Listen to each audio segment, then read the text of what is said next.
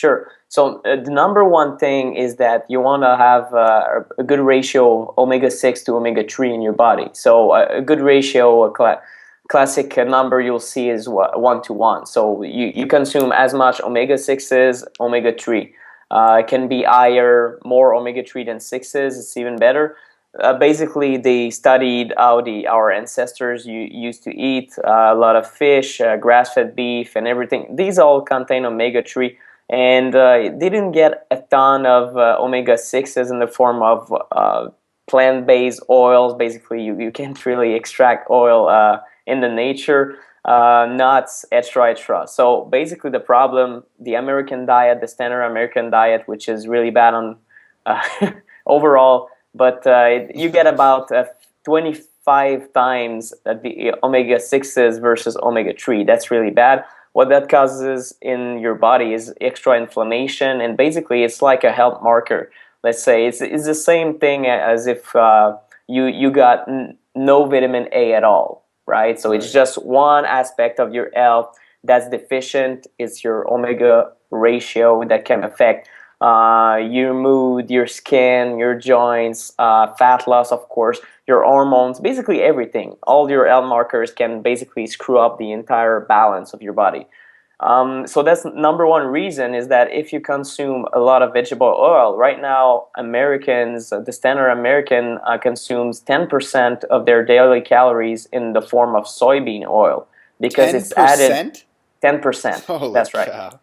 So I think the average is like 2,700 calories per day, which is way too high anyway. But they consume about like several like 2-3 tablespoons of soybean oil, and that's not because they add it necessarily. It's like in cookies, crackers, and anything you Right. buy processed. Usually you have soybean oil in there, or sunflower, or whatever other processed oil.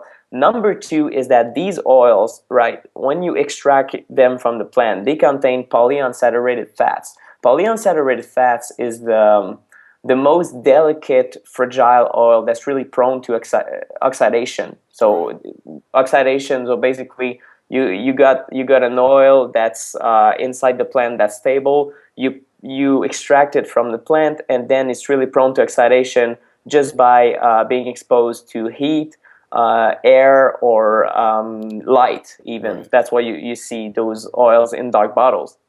But basically, you have the cold pressed organic stuff that's extracted from plants, and a lot of vegans like them, and they're not necessarily unhealthy. They're good in moderation as long as you don't get too much omega-6s. But when you buy vegetable oil, right, it's just labeled like, oh, vegetable oil, it's all golden, it's flavorless, color. Basically, you don't have any impurities in there. It's heavily processed. So basically, they extract it from the grains. And normally, cold pressing, you can extract something like 50, maybe 70% of the oil. But they add in hexane, which is a derivative from the the gas you put in your car, basically petroleum-based solvent that helps get the extra 30% oil out of the seeds. And then they will try to remove all the hexane. Some studies have shown that, oops, there's a little bit of hexane in your food.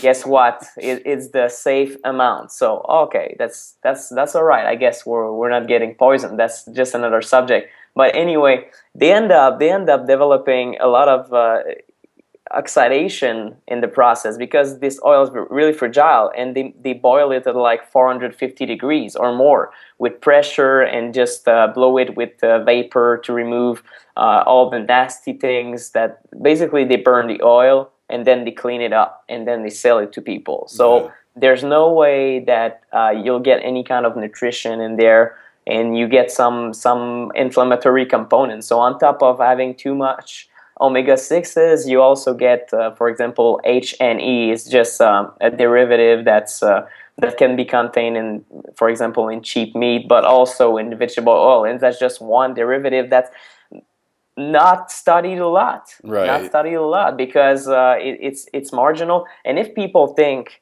that vegetable oil is healthy, why would they study a compound in it that would prove that it's unhealthy? So there's no real study going on There's no to disprove incentive that. to do that. No, exact, no incentive to do that. So that, yeah, those are just two of the reasons why vegetable oil is basically useless for your health, and I'd say detrimental probably. Yeah, so switch to the grass-fed butter, the ghee, the coconut oil, things like that. Yeah, definitely. So coconut oil, and so that's another part of the equation. What's promoted out there by the governments and even the companies, of course, that want to still sell their margarine and their vegetable oil, is the idea that saturated fats are bad for you. Sure. Of Yeah. course, of course, they're bad for you because, and that's sarcasm right there. Right. Because, for example, breast milk. So the perfect food you're first fed with when you come to this beautiful planet is like 50 to 70% saturated fats. So just that fact, it just made me think, wait a minute, is nature so dumb as Yeah. to give us something dangerous? Like what's that? And then you look back, so the paleo guys, of course, paleo diet, look at our ancestors ate, and of course they ate meat, fish, and guess what? Oh, you get saturated fats in there. It must be dangerous. It's not. It's not dangerous. And I've looked at a lot of meta-analysis. So basically, they take, for example, 150 studies that try to prove that saturated fats are bad, and they try to draw a conclusion, draw an average. And basically, they could not prove that saturated fats have anything to do with how healthy you are or your risk of heart disease or any of that stuff so far.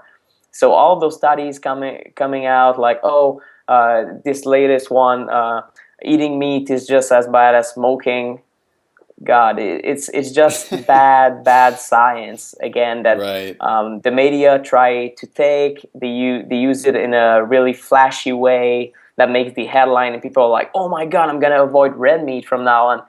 You know what? Before avoiding red meat, that comes from nature. You should avoid diet soda. You should avoid margarine. You should Yeah. avoid sugar. You should avoid refined grains. And people who think I'm gonna avoid red meat most of the time eat all of those. So it's just something, I think we're trying to fight the wrong food here. Yeah. It's almost like we're vilifying something that, like you said, is, like maybe commercial red meat isn't the best thing in the world, but it's certainly Yeah. not as bad for you as sodas and high fructose corn syrup and processed snacks. It's always funny to me. Like I was a vegan for a period of time, and Mhm. I met so many people back then that what I called them French fry vegans, right?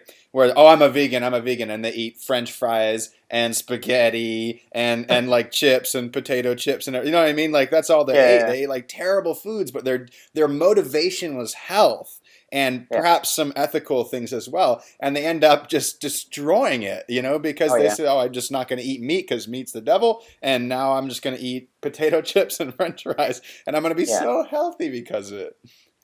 That's a classic story, really. I mean, in the end, even people who are not vegans that are trying to eat healthy, if you follow what you hear on TV, you end up buying a bunch of margarine and then soy milk and then whatnot. So that's really what motivated me to write True Love Fabric Foods. Is like, okay, we're in a society where people, I mean, people are smart. They're looking like to get educated. They want to know Sure. the truth about foods they eat, and then they look at TV saying like, oh, okay, these guys are legit. They are telling me margarine is healthy, and then they end up buying margarine. But yeah, I find it so sad in a sense that like, oh, okay, you don't get real information on a place where you spend most of your life, because a lot of people spend, I don't know, 17 to 25 hours a week in front of the TV. So unfortunately, I mean, spending so much time, but one thing, if you still exercise, it's not so bad.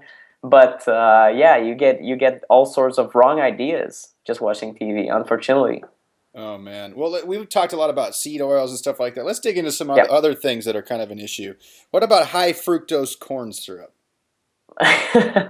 Oh my God, that's one thing that's really funny to me. How people are like, I don't know where that comes from, but I think there was this big debate, like the in the United States, the corn growers did some ads to prove that high fructose corn syrup is the same thing as sugar, and then people on the internet are like, "Oh, no way! It's way more processed, or it's way more dangerous."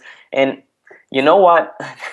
To me, I think this is a non-debate because the problem is not whether high fructose corn syrup is more unhealthy or more healthy or the same as sugar. The problem is people consume too much sugar, In any period, form, it doesn't of matter. any form. Exactly. Yeah. So, exactly. And people seem to have this idea that, okay, of course, processed sugar is worse than, let's say, honey. Of Right. course. But when you consume, let's say you consume a pound of honey, like 454 grams a day, it's too much for your body to handle. You'll still get sick, you'll still get the same metabolic problems, and you'll still screw up your entire health, your GI tract, everything. So in the end, it's the abuse of sugar. So while people are fighting against like high fructose corn syrup, really the problem is that people consume sugary stuff at the first place. And sugary stuff, and let's include refined grains because it's basically the same thing on your blood sugar and the same effect on your body. So for me, I did the one article that was really controversial. It's like why agave syrup is not the worst sweetener because people like bashing agave syrup Right. left and right. And in the end, I was like, okay, let's put it this way. Agave syrup contains more fructose, of course, and fructose, everyone knows, or at least in our circles, that high amounts of fructose is way more problematic than, let's say, just sucrose, which is basically 50% fructose and 50% glucose, or Sure. just glucose from fruits, let's say. Right. But the thing is, if you consume too much honey, maple syrup, molasses, and all those healthy sugars, and most people go overboard with them, you're doing the exact same thing. So agave syrup is not the problem. If you find organic raw agave syrup that exists, because I was like, hey, there's no way these guys are selling agave syrup saying it's healthy, and I mean they would stay awake at night, like thinking, "Oh, I'm selling really a bad product to people," and they're not. It's a natural sweetener,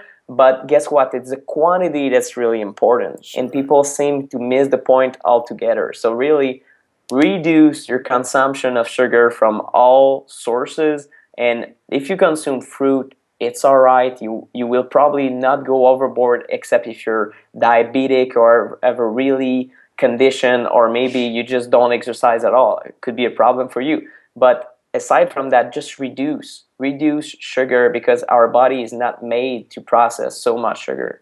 That's a really good point, man. I'm glad you mentioned that because it's easy, like you said, to try and pick like, well, if you're going to eat it, then this is the one, and don't eat this, and avoid that, Yeah, blah blah blah. But it's just semantics surrounding like the bigger picture, which, like you said, is right. just hey, people are eating too much damn sugar.